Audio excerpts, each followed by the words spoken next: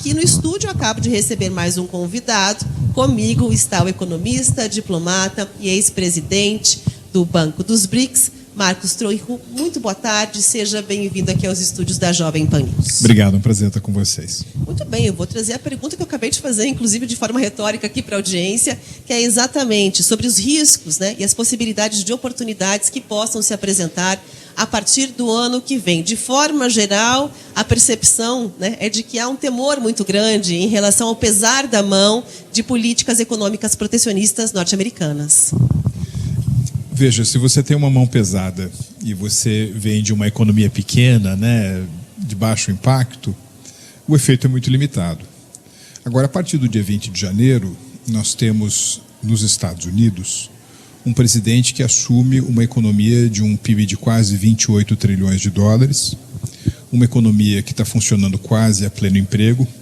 Ao contrário do que foi a experiência de Trump 1.0, ele chega com maioria no Senado americano, maioria na Câmara dos Deputados americana, ganhou também o voto popular, não apenas o colégio eleitoral. Então, não apenas ele chega politicamente mais forte, mas ele chega numa economia muito pujante, né? Por exemplo, quando ele assumiu a presidência dos Estados Unidos pela primeira vez, a distância entre o tamanho relativo da economia da China e dos Estados Unidos estava diminuindo.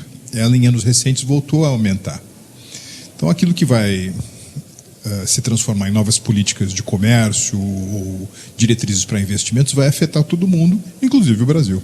E aí, qual é o caminho? Existe uma luz no fim do túnel dentro dessa questão? Por exemplo, sempre se fala, né, que em crises aparecem oportunidades. Nesse caso, quais seriam as oportunidades? Você sabe que eu morei na China, já morei nos Estados Unidos, já morei na China durante um tempo, e os chineses gostam de exemplificar a ideia de crise com a noção de confusão e a palavra de oportunidade, né? Veja, eu acho que existe uma grande oportunidade para a agroindústria brasileira, né? Porque é muito provável que no início do ano que vem a presidência Trump venha impor tarifas a praticamente todo o comércio que os Estados Unidos têm com a China, né?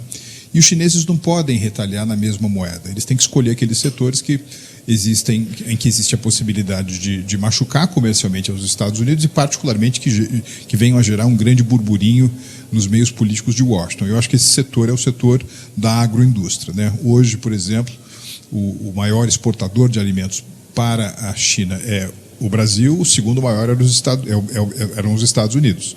O Brasil tem uma capacidade extraordinária de praticamente substituir tudo, né, que os Estados Unidos exportam de alimentos para a China.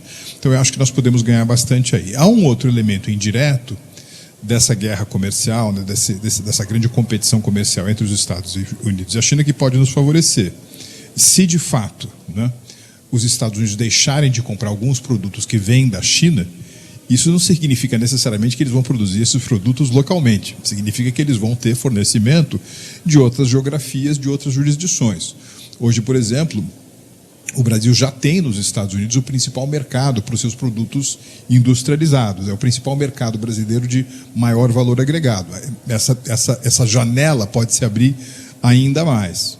Agora, do ponto de vista político, né, me parece que existem poucas conexões, poucas pontes entre o atual governo do Brasil e aquele que será o governo americano a partir de 20 de janeiro do ano que vem. Então, é muito importante aproximar as empresas, aproximar as pessoas, porque a relação entre governos ainda é uma incógnita. E diretamente essa relação entre representantes empresariais com o governo norte-americano pode atenuar um pouco essa questão se o remédio foi muito amargo? É difícil, né? Porque, veja, o presidente Trump sempre teve uma grande afeição e foi contemporâneo dele durante uma época pelo presidente anterior, pelo presidente Bolsonaro, pela família do presidente Bolsonaro. Uma das pessoas mais influentes no mundo hoje e que fará parte, de certa forma, da nova administração nos Estados Unidos é o Elon Musk, né, que vai até liderar um esforço para trazer mais eficiência administrativa para o governo norte-americano.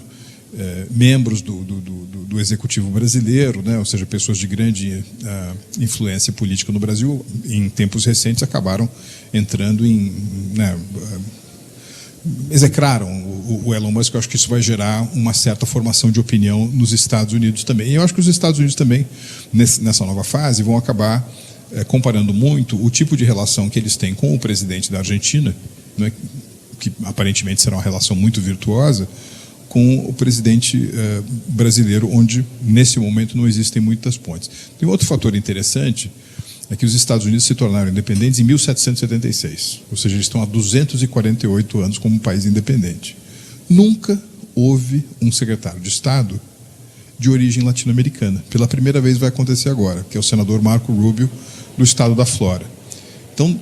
Então, temas como, por exemplo, Venezuela, Cuba, Nicarágua, as esquerdas na América Latina vão ser acompanhadas muito de perto, né, por toda a estrutura da política externa dos Estados Unidos, e isso, sem dúvida alguma, vai trazer reflexo também no mundo do comércio e dos investimentos. Ou seja, a gente deve ter um peso também das questões políticas. Normalmente o discurso é que as relações comerciais, elas se sobrepõem, né, ao campo político. No fim das contas, os negócios acabam importando mais se os mercados vão ser vantajosos, vão ter vantagem em relação à balança comercial ou não. E a partir do ano que vem, então, essa conta deve ter ali um novo elemento dentro da sua balança, na sua avaliação. É engraçado, né? Porque está fazendo 20 anos que foi publicado um livro muito importante, né, sobre relações econômicas internacionais, que era um livro do jornalista, né, seu colega, o Thomas Friedman. Era um livro chamado O Mundo é Plano. Parece que cada vez mais nós íamos para uma globalização profunda, você não ia ter mais barreiras para exportações e importações, para alocação de capital.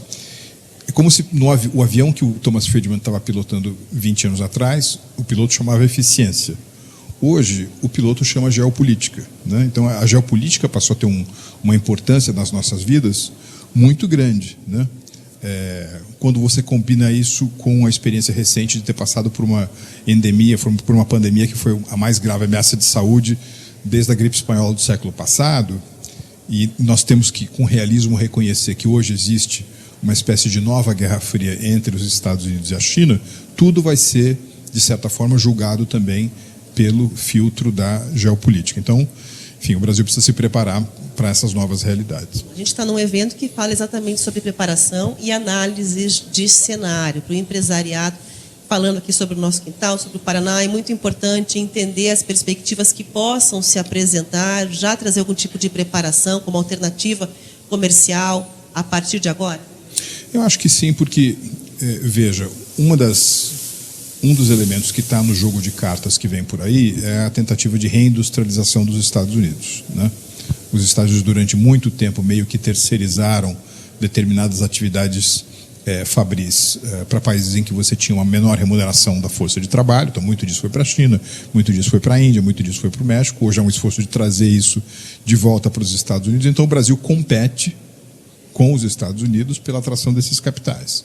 Eu acho também que a presidência Trump vai estar muito orientada a uma modernização e a um reforço da sua infraestrutura. O presidente Trump já várias vezes disse que quando ele vai, por exemplo, para os Emirados Árabes, né, ou vai para Singapura, ele fica maravilhado com os aeroportos, com toda uma tecnologia de infraestrutura que os Estados Unidos deixaram de ter, trens rápidos, por exemplo, de modo que o Brasil também vai competir com os Estados Unidos para a atração desses investimentos infraestruturais. O que o Brasil precisa fazer, né? E acho que particularmente o estado do Paraná precisa fazer? Ficar mais eficiente, ficar mais leve, né? É muito importante o Brasil continuar com o seu processo de reformas estruturais, fazer a reforma administrativa, diminuir o peso do Estado na economia.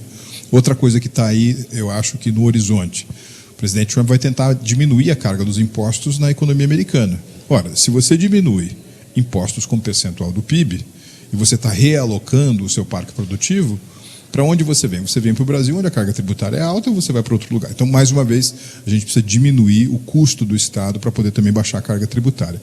É um conjunto de esforços. O Brasil precisa se mostrar no mapa, né? As indústrias do Paraná têm que se mostrar no mapa, mostrar que existem, mostrar os nossos diferenciais. Talvez seja muito difícil pensar numa região do mundo, né, que tem essa capacidade de unir o tema energético, o tema do agro e do alimento, com o tema industrial, como o Paraná. Nós precisamos mostrar mais essas credenciais, nós precisamos ficar mais visíveis na tela de radar de potenciais clientes e investidores do mundo inteiro. E quanto disso se depende exclusivamente do poder público e é possível fazer com as ações empresariais e mercado privado? Olha, eu acho, tem uma frase em inglês engraçada, né, que é a seguinte: it takes two to tango, né, que você precisa de duas pessoas para dançar um tango.